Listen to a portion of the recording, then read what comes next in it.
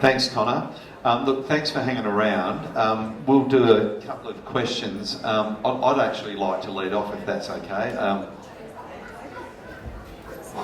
I've actually got a question for Julian, and if you wouldn't mind stepping up and answering this, Julian.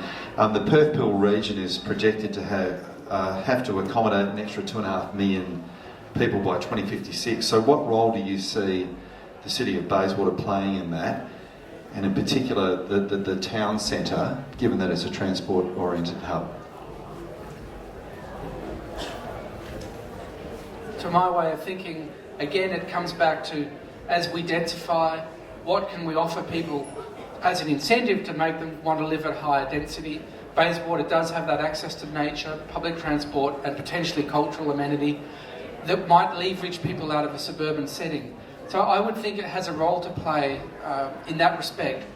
There is going to be limits to how much a limited town centre can actually hold. I mean, we are still going to do background infill. I think that's almost inevitable. We need to do that better. But the town centre has a role, I think, to absorb significant amounts of density. And I think it should.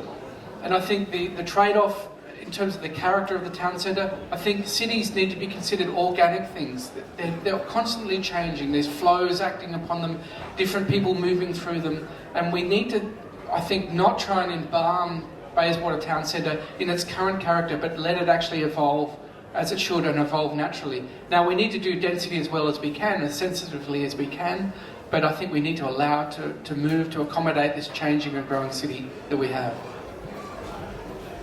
Thanks, Julian. Would anyone like to ask a question? Yep, Mark.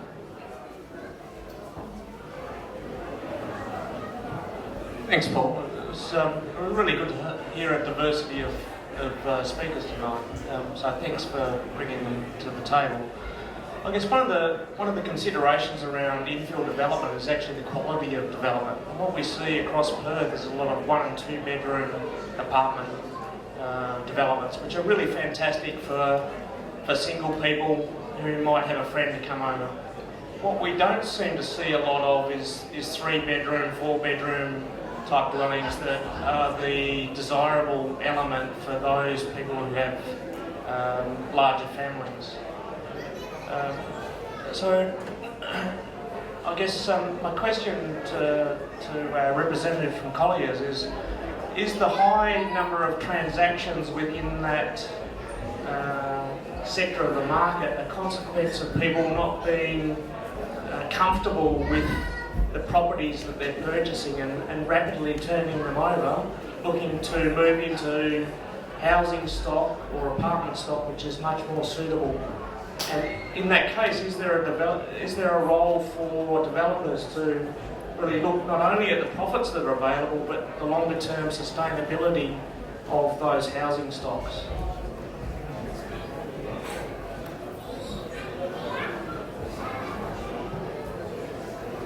I think the answer to your question is all about the market. Perth is still in the infancy of the apartment market and medium to high density. And the reality is money talks. Money is always the dirty word, and we do live in a capitalist society. And what we've seen over the last 20 years of apartment development in Perth is that the market has not been seeking the 3-bedroom, 4-bedroom product in that built form. We've seen the predominance of desire coming from the market for the 1 and 2 bedroom stock and not the 3-bedroom stock. We went through a period in the mid-2000s where we produced quite a few apartment buildings and we actually had a high proportion of 3-bedders, and we found during that period of time that the 3-bed product was very difficult to sell. People weren't buying it. 10 years on to 2015, it's completely turned around. You see apartment buildings go up and the proportion of 3-bed product or larger has shrunk down to about 5 to 10% of the stock in a building. They are now the first ones to sell. They walk off the plan, literally. So we're seeing a turnaround in that market. We are seeing an increase in demand for the 3-bed product, but developers have a long memory and they remember back to 2005 And so they're not comfortable to respond to that yet. We are starting to see a number of their projects come out, pushing the envelope, increasing the number of three-bedders. But what ends up being built on the ground is going to be driven by the market, and it's going to be driven by demand. And until developers start seeing people spend money and buying the product, they're not going to deliver it. So it's a bit of a chicken and the egg thing. And that's where, when we're looking at a town centre, and there's a number of projects I'm working on, we need to have a spectrum of diversity, where we have the higher density product potentially in the core, and that's predominantly 1 and 2 bedders. But as we step down in height and density and blend into the suburb, we start to see the introduction of that 3-bed product more in a terrace and a townhouse style component of a building. A lot of the newer developments on larger blocks, we're actually seeing terraces and townhouses attached to the apartment building facing one of the streets as an alternative. But the 3-bed product will come. But then the other thing you need to remember, people always talk about this downsizer market. The reality of the downsizer market in Perth is that 85% of the housing transactions in Perth are under $650,000. The majority of people that engage in that property market can only afford to spend between $500,000 and $600,000 on a product. So until we can deliver 3-bedroom, 4-bedroom product in an apartment form at a price between $500,000 and $600,000, we're not going to sell a lot of it. And that's the economic, that's the dirty story, that's the money story behind development. And so we've got a little way to go yet, but I suspect, given the case studies we've done in Brisbane, Sydney and Melbourne, that will change, and it will change over time.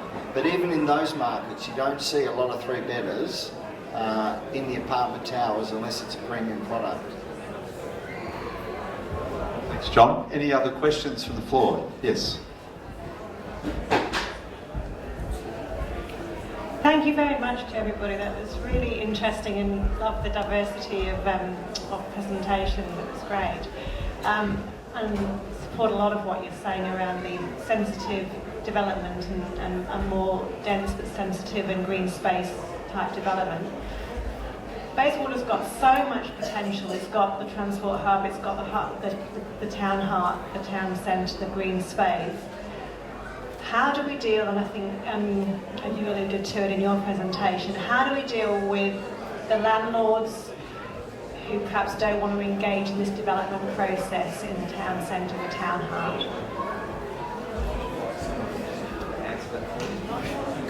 Would one of you like to cop that one? Yeah, okay, John. There you go. The good thing about being in real estate, it's always about money. The reality is gentrification goes through a process. It's a time lapse.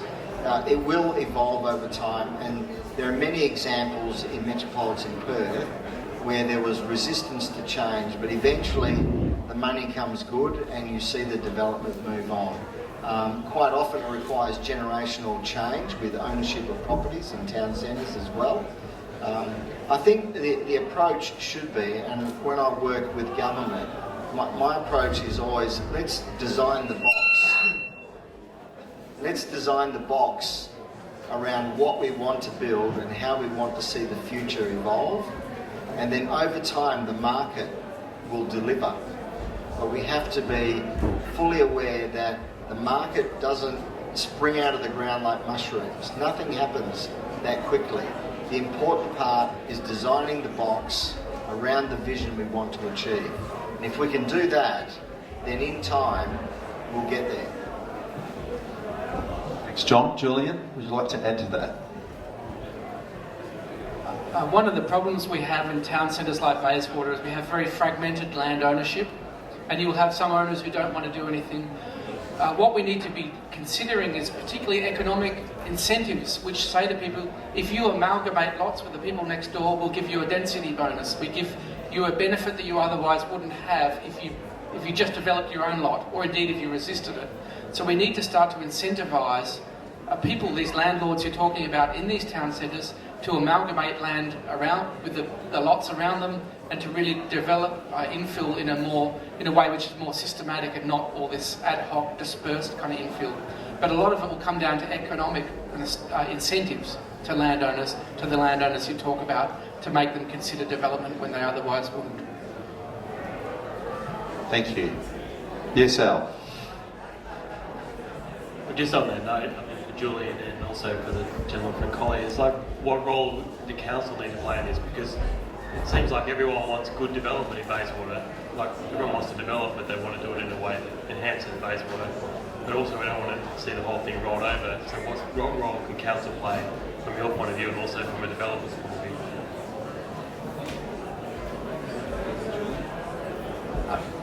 That's a really good question, because ultimately most of this stuff does come down to local government. We have some specific areas which become the domain of the Metropolitan Redevelopment Authority or Land Corp, which are state development agencies and state government departments. But ultimately, in somewhere like Bayswater, typically it is about the local government. And that's not often easy, because the local government sometimes is elected to enforce the anti-development interests of its electorate. So they're really caught. Often also delivering transport-orientated development, like you might see in Bayswater Town Centre, is a really complicated process. So I think what we need is collaborations between state government and local government, which are productive for both parties, where the state government can bring in its considerable expertise around this kind of development, but then combine that with a local government who is really closely tied to the local community. If the state government just descends from outside as kind of outsiders, you can imagine the likely backlash from the community. So it's probably about forming these kind of partnerships at the different governmental levels to deliver infill. And that can be done. I mean, we have sometimes obstructed local governments in Perth in relation to infill, but I think things are changing, and we just need ways of sort of unlocking the kind of resistance that you do find at that local level. Development assessment panels were going to be one form of that, but perhaps they've gone too far, and local communities are starting to regard them as, rubber stamping approval agencies for just approving density.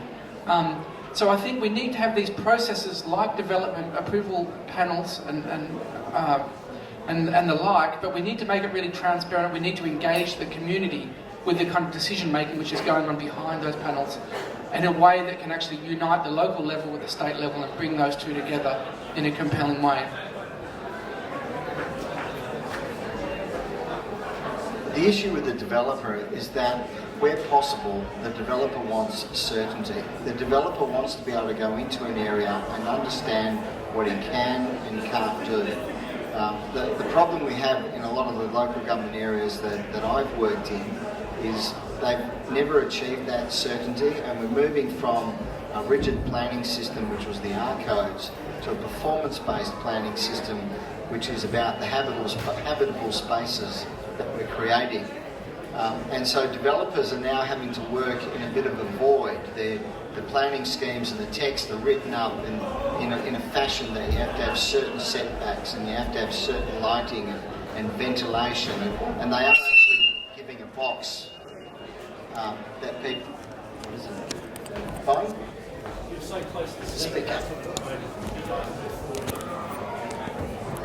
And that's why the JDAPs have become very successful with the developers, because the JDAPs allow the developers to achieve a degree of certainty that they're not being able to get out of the council and the current system.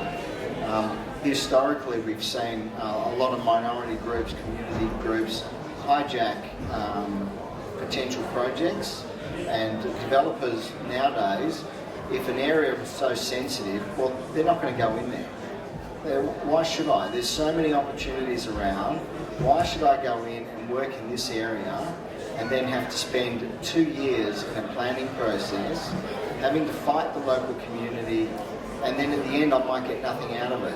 What the JDAP process did, it created a bit of certainty for those developers, and it gave them a bit of courage to go in and tackle new development in these tougher areas. But it hasn't been met with a lot of confidence from the community, as Julian said. So the best way to deal with it is to more accurately define what you want through a vision for a local centre, an activity centre or a project area. So that when a developer looks into that area, he can discern with a degree of certainty what he can and can't do. You know, I think the worst thing that a developer confronts is to go in, buy a couple of sites, and then he finds himself tied up 3 years in a planning system. A lot of people don't realise that if you build an apartment project with 50 or 60 apartments, from the time you buy the land and the time you sell the last apartment can be 4 years. And that's without delays in planning. You know, these guys, it's their business. They're out there to make money like everyone else. They're not out there to make super profits, they just want to make a normal profit. But they're taking on a lot of challenges that most small businesses don't. A lot of uncertainty that they're having to deal with. And you know, 4 years in a project, a market can completely go from positive to negative, and they go from making money to losing money overnight. So if the planning system can give certainty into these new project areas, then you'll get greater engagement from the developers. You'll see more activity. That's a good point. I just wanted to throw in with that in terms of the planning system and talking about DAPs and planning at a local level. I think you really need to look at it. DAPs, whilst there is some negative sentiment for them, they're not the bad guys. They interpret the scheme. They make a decision on a scheme. It comes down to the planning system and the framework that's in place currently, or where that decision lies.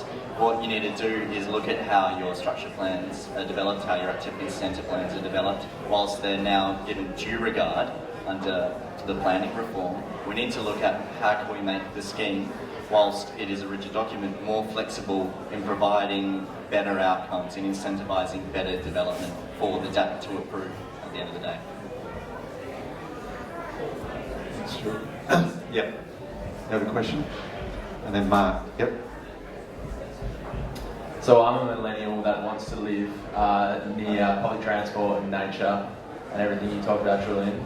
And I don't want to live in Ellenbrook or Yanchep or Mandurah, really.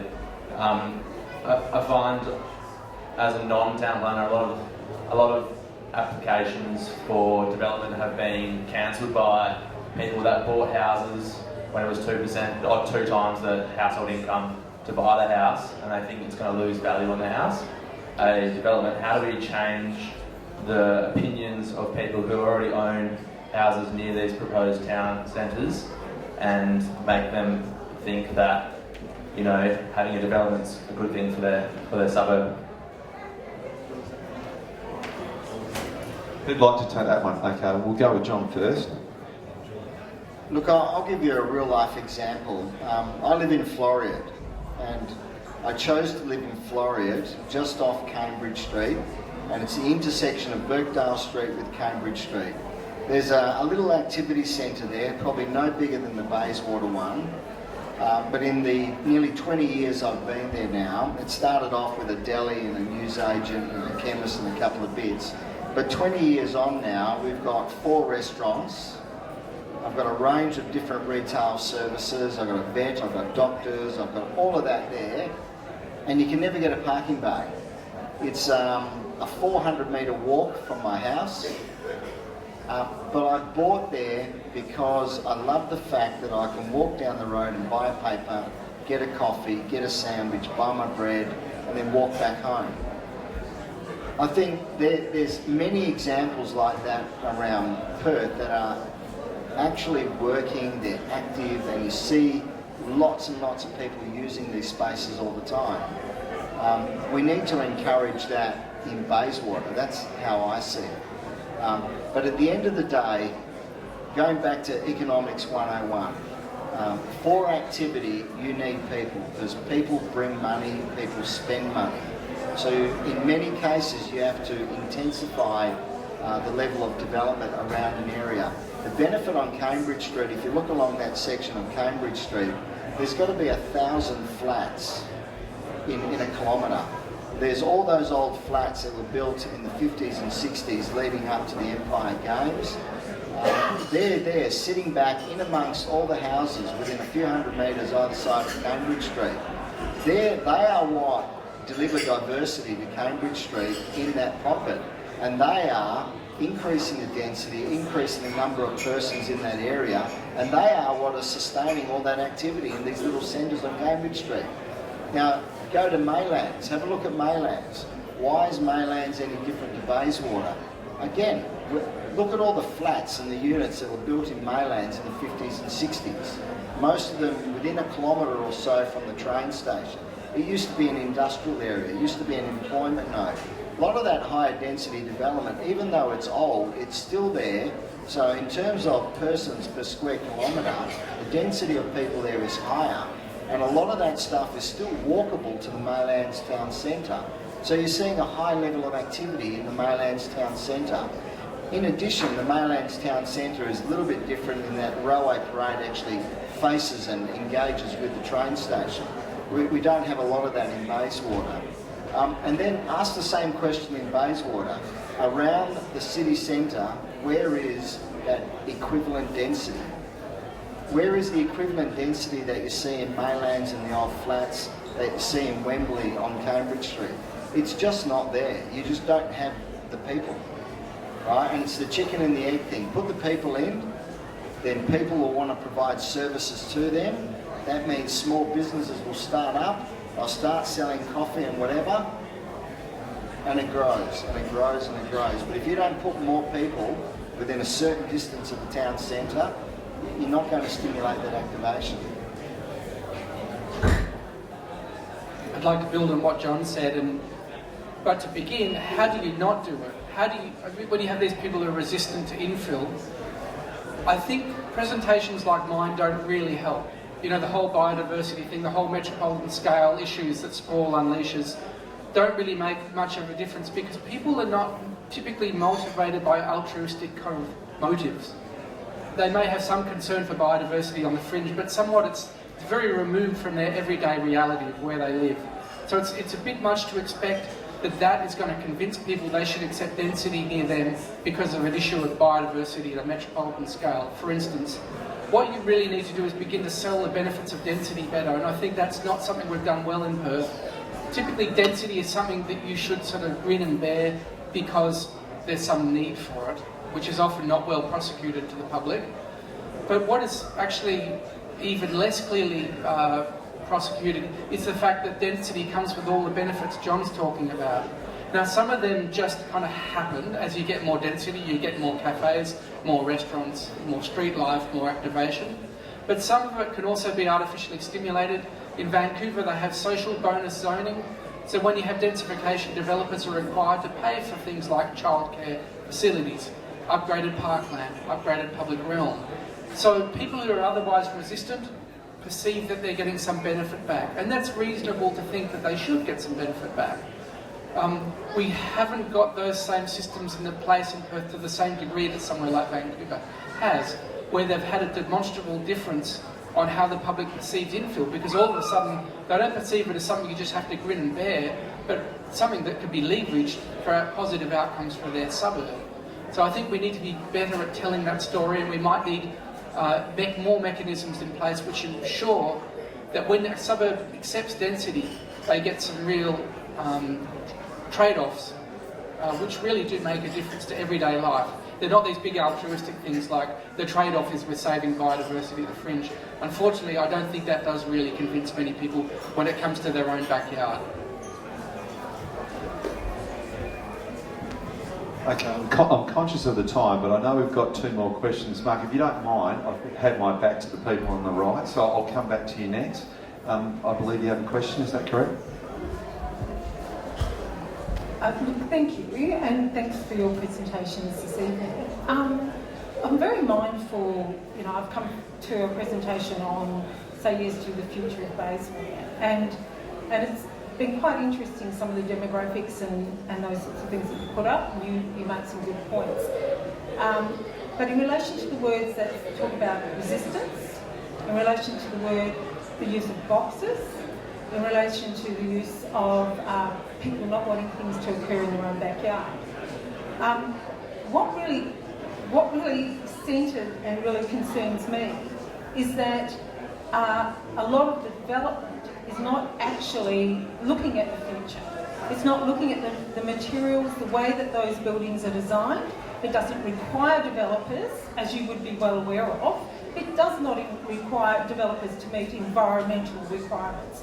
It does not necessarily get developers to face their buildings in the correct way so they can maximise the environmental impact and also consider the environmental aspects of the area which they're developing. There's no green requirement. Now, what I really hope is that, because I know from your urban planning groups, you're working as a coordinated group, you're sharing ideas about really good planning and really what good planning should look like, where it should take us. And so tonight, I feel a bit frustrated because I really hope that you would actually talk about what is really good planning for Bayswater. I feel like you're talking about stuff around, resistance. The resistance is good because it creates conversation. It means people actually have to ask and question what's going on and share ideas. So if you're creating an environment, that millennials and anyone else is going to live on, I guess we really want to be looking at good development. What aspects are, what's best practice? You've had the federal government come out with best practice and standards. I wouldn't rely on, I work with developers. South Perth, I've been there, okay? I wouldn't rely on a developer to tell me my future. I would rely on what I think is our local government councillors, and I would be expecting them to be up to date on what is the best planning practices, what are the standards, right? And I'd be requiring, developers and urban planners, because obviously planning hasn't been too good to date, because there are so many issues, and we wouldn't need DAPs to be created if really good planning and conversations had been held. So I really would like to ask you, why is it so difficult for the elements of good planning, best practice standards, environmental aspects to be taken into account in planning? Why is it that buildings you want to live in, I'm sure you want to take in environmental practices. Why don't we require a percentage of an area or any development to incorporate environmental aspects? Why don't we allow Mother Nature, who actually owns the land on which we're developing, making money and everything else, to have a say?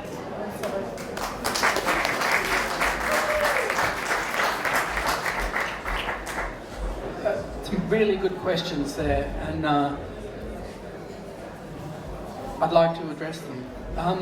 I think, firstly, this characterisation of people who are NIMBY, not in my backyard, as being somehow regressive and backward, and people who need to get with the program, that this is progress and you need to get on board or get out of the way, is a really unhelpful kind of mentality. And that does exist out there, and I think I do understand where you're coming from, which is that people who resist infill have a lot of good reasons to. And I think particularly given the standard of infill which is being delivered, I think it's actually quite a rational response that you would say, I do not want this in my neighbourhood. With the infill we're delivering, your neighbourhood will get hotter, it'll be worse for biodiversity, it'll be worse for parking, it'll be worse for carbon sequestration, it'll be worse for urban heat island effects, it'll be worse for disrupting the natural drainage regimes, it'll be worse for mental health, it'll be worse for physical health. There's a question there of why you would even support it, unless you have some altruistic angle or you want to cash in on your own backyard. So just firstly to say, I think I understand where you're coming from, and I think there are some really legitimate points that you make. And I also think about tonight, it would have been good to have a presentation which really did nail, well, if these are all the problems, what should you do? With the benefit of more time, I would like to have done that. And we are looking at, and I don't mean to say we've got all the bases covered and all your issues regarding infill boxes ticked, we don't. But we are working on things like a housing amendment in the City of Fremantle which mandates a minimum deep soil zone, which means mature trees are retained, and where they're not retained, big trees can be grown. So you don't end up with a suburb which is densified, which will never able to be replanted to the degree of urban forest that it once had. So we, hopefully through those kind of amendments, will mean that our suburbs will get denser without getting less green and less cool and less biodiverse. So there are moves afoot, but there's a very complex confluence of different things which lead to what we have. I understand in spatial terms, you just look at it and go, why is the product we're delivering so abhorrent and so deficient in so many areas? In a spatial sense, it's not that difficult to unpick. Like I think any of the urban designers or people who are in the design profession could sit here and draw what it should look like or what it could look like. But there's a whole confluence of different factors which are economic and political, which lead to what we have, which is actually a very complex system, and I mean a real system of these different things interrelating, which produces the outcomes that we're getting. I definitely concede, and I have no problem conceding with most of them are substandard, and there's a lot of work to be done in that area. The centre I work for is not a centre which is saying infill is good and sprawl is bad. It's much more complex than that, and we need to be doing better than we are. We're trying to advise policy in this sense. We've done a lot of case studies about how is infill being delivered around the world and how are some of these issues being tackled. But there's not many one-line solutions to it. It's a very complicated issue. But I would love to have the opportunity for my colleague at a later presentation to come and present in a more propositional, positive sense of what infill could look like in a way that doesn't trash the livability and ecological performance of our suburbs. Maybe at a later date we can do that, and I hope you'll be there.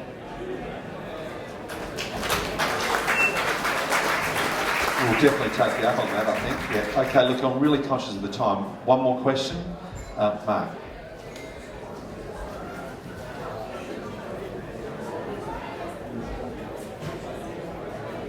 The question I have relates to a number of points to the table, and one is around economic certainty. Economic certainty in any business is essential. Doesn't matter what business you're in. And I think one of the credits that go to Bayswater Council is they sought to create a degree of economic certainty in two areas. And they came in the form of special control areas. They came in the form of a special control area in Maylands, and they came in the form of a special control area in Bayswater. And in both cases, the council sought to seek investors who would develop those areas according to the guidelines that they set out and the consultation they had with the community. In both of those cases, we've ended up with the community really being divided in terms of its perspective of whether the development was good. In the case of Maylands, it's come in the form of Woolworths seeking to develop a Dan Murphy's site within the position of the existing Peninsula Hotel. In the case of Bayswater, it's come in terms of a developer seeking to put in place a 7-storey development when the council stipulated that a maximum 5-storey development was permitted.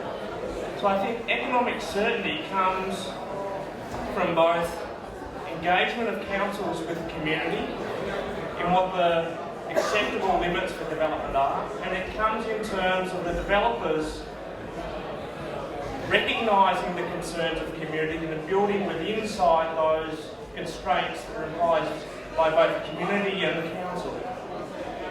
JDAT, unfortunately, has created an avenue for developers to exercise a legal right, but not a community conscious right or sustainability right, to develop structures which are outside the reference point for those communities.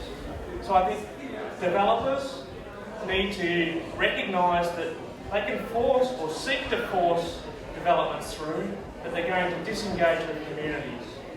And the level of disengagement at the moment is so high that we're seeing political parties develop. Mark, what's the question? Independents develop who are going to challenge the political environment. So the question is there a role for JDAT, or is it simply disengaging the community and the developers to a point where we're going to end up with, if you like, legal challenges in the Supreme Court? We'll get a loss of community engagement with the councils, and a loss of respect of developers within those communities.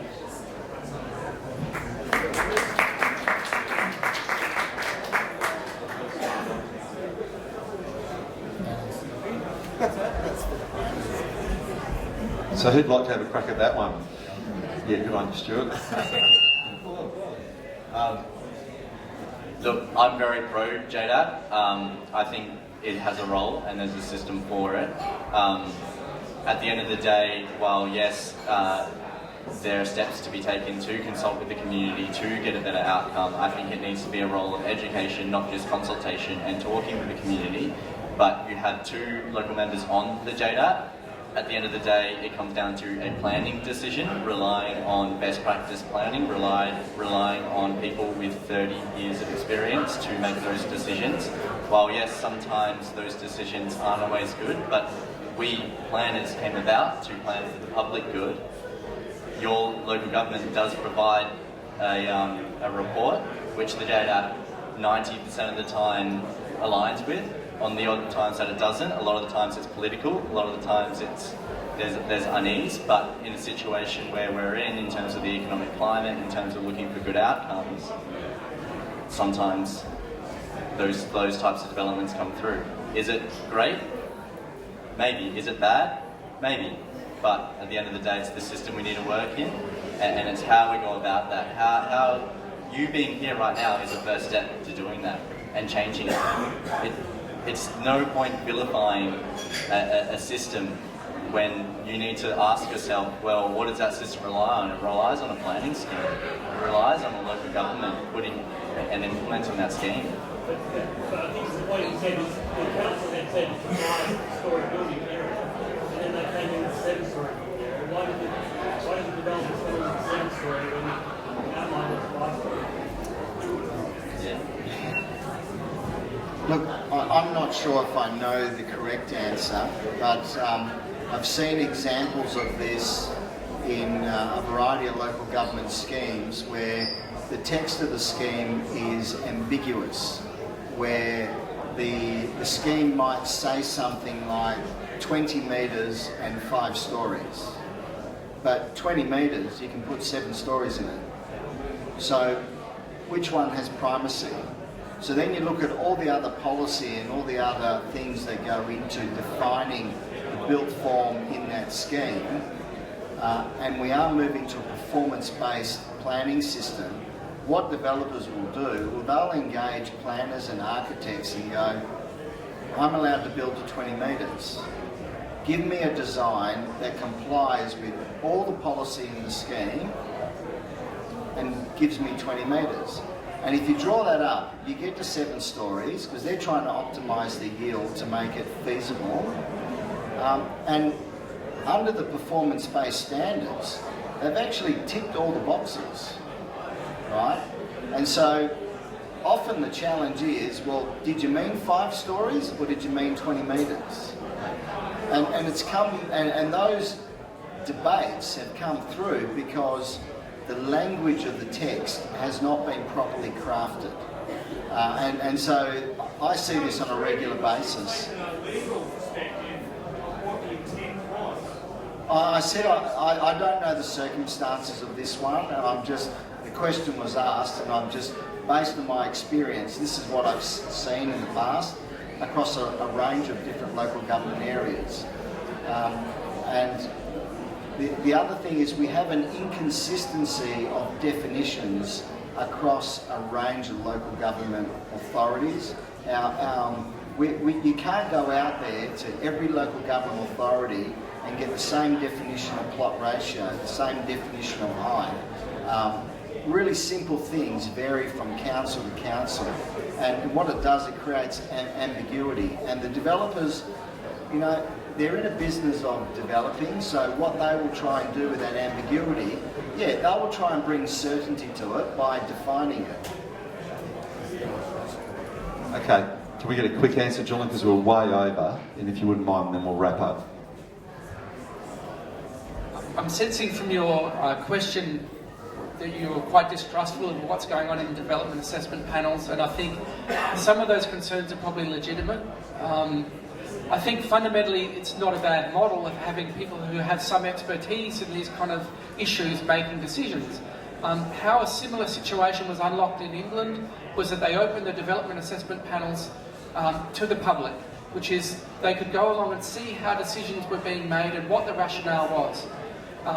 And so I don't think the model is systematically wrong, but I think we need to look at how the community can be engaged to be involved in that process more, so that we don't have this kind of level of distrust building up where people do not trust what is going on behind closed doors. And that is as basic as possibly letting the community to at least engage or to observe those events, perhaps participate in, but it's as simple as things like minute taking being clear and concise enough so that we can understand as a community why particular decisions are being made, so that these development assessment panels are not being perceived as rubber stamping machines. And I think by allowing greater transparency, everyone will benefit. Look, thanks for your questions. I know you may have more, but it's way over time. Are you guys going to hang around for a little bit? Yeah? So if you guys have got questions, I'm sure that you'd be willing to take some until midnight, perhaps? No, I'm joking. Anyway, look, we'll get Connor to wrap up. Thanks for that. Alright guys, we're going to wrap up tonight. I'd like to thank our three speakers, Dr. John Valletta, Dr. John Del Bosso and Stuart Durant for coming here tonight. We do have lovely bottles of wine to give you, so we'll give you that. I'd like to acknowledge as well all the event supporters. I'd like to thank the Baysy Balls and Recreation Club, Benny for the venue PA system, Christina Ferrucci for the projector screen and help in setting up, Ellis House for the loan of the easels for our display boards, Little Cheese Shop for cheese platters, for being the photographer and videographer, Peter Danwitz, Live Feed, Emil Lousy from the Street Roller Hockey League, Janelle, Craig and Kevin for being new members who helped with letterbox drops and setting up, Hoodburger for coping with the crowd, and members of Future Bayswater for everything, as well as our graphic designer, Toe Byrne.